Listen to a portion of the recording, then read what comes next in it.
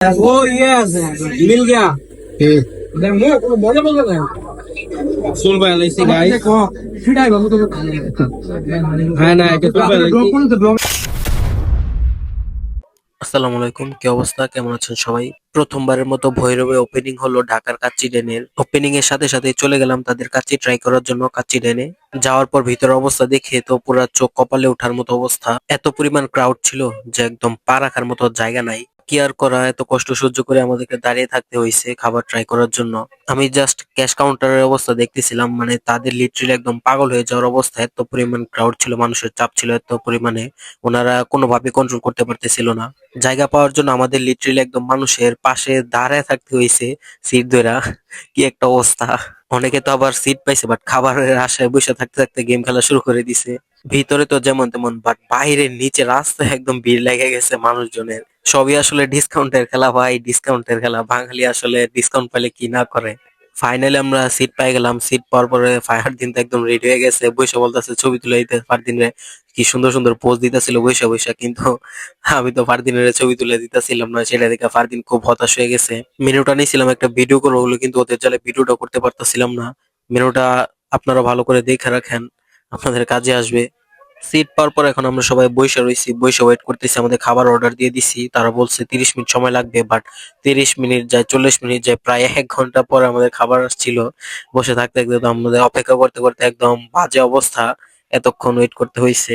আচ্ছা সমস্যা নাই, ওনাদের এত পরিমাণ ক্রাউড ছিল, এটা একটু হতেই পারে স্বাভাবিক, খাবার একটু টাইম লাগবেই। বসে থাকতে থাকতে এত পরিমাণ খিদা লাগছে, একদম বিরক্তিকর লাগতেছিল আমাদের।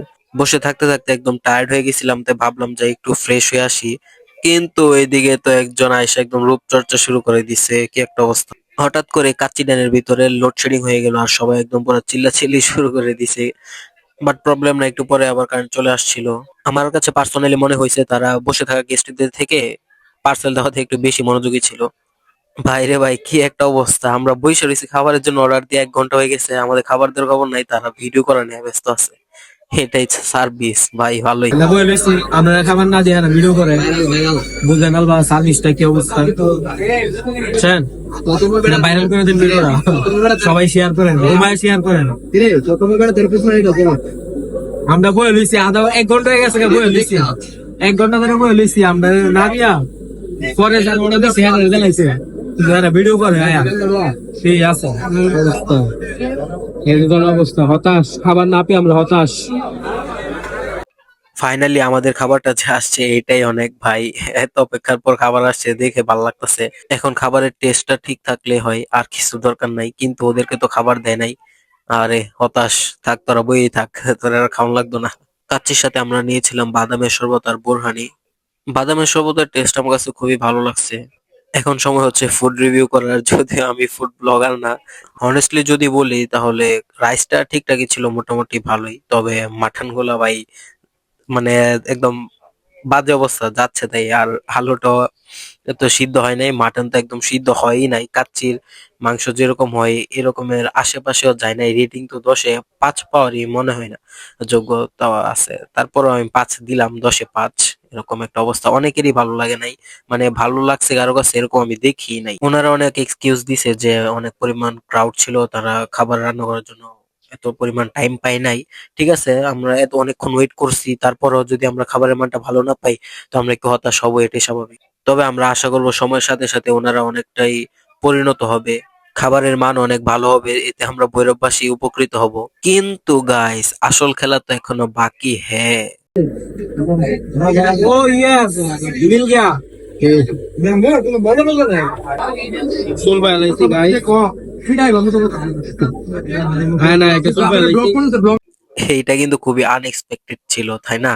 আমরা এতক্ষণ বইসা থেকে টাকা দিয়ে খাইতে আসছি, আর এইগুলা খাইতে আসবো।